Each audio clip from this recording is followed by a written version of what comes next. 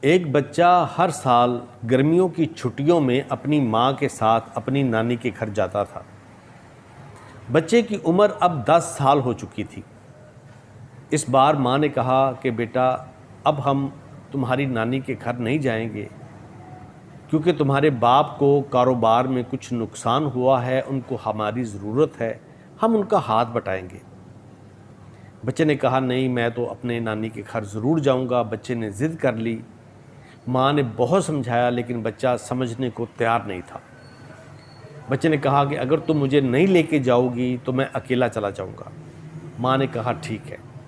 اگلے دن ماں اور بیٹا دونوں ریلوے اسٹیشن پر پہنچے۔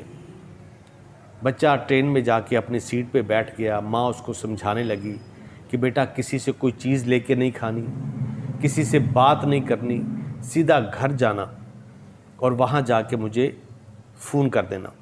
اور ماں نے اس کو ایک خط دیا اور کہا کہ بچے جب تجھے لگے کہ تم بہت پریشان ہو، تم کسی مصیبت میں آ چکے ہو تو اس خط کو کھول کے پڑھ لینا، اور اگر ایسا کچھ نہ ہو تو اس خط کو بالکل نہ کھولنا۔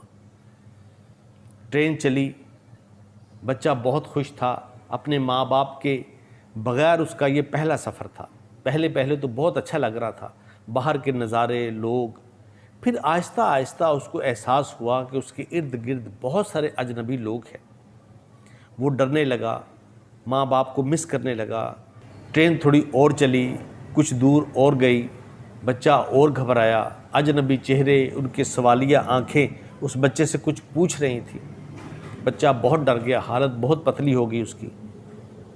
بچے کو یاد آیا کہ ماں نے مجھے ایک خط دیا تھا۔ اس بچے نے اس خط کو کھولا۔ اس میں لکھا تھا کہ میرے بیٹے پریشان نہیں ہونا، گھبرانا نہیں، میں بھی تمہارے ساتھ اسی ٹرین میں سفر کر رہی ہوں، جیسے ہی ٹرین رکے گی ہم دونوں مل لیں گے۔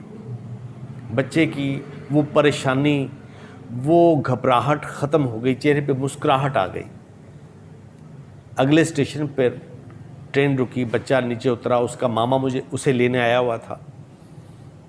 اس نے بچے نے کہا کہ ماما جی امی بھی ساتھ آئی ہیں۔ وہ کہنے لگا کہ بیٹا نہیں، تمہاری ماں ساتھ نہیں آئی، اس نے مجھے فون کیا تھا، اس نے تجھے تو خط صرف تمہیں حوصلے میں رکھنے کے لیے دیا تھا۔ یہی حال ہمارے انسانوں کا بھی ہے۔ ہمارے پاس بھی ایک خط ہے لیکن ہم نے کبھی اس خط کو کبھی پڑھا نہیں۔ ہم اس زندگی کی دوڑ میں کبھی کسی مصیبت میں، کسی پریشانی میں آ جاتے ہیں تو ہم بہت پریشان ہو جاتے ہیں، لیکن ہم نے کبھی اس خط کو کھول کے نہیں پڑھا جو ہمارے رب نے ہمیں وہ قرآن دیا ہے۔ اور جو لوگ بھی اس قرآن کو پڑھتے ہیں، اس پہ عمل کرتے ہیں، وہ کبھی پریشان اور کسی دکھ میں نہیں ہوتے۔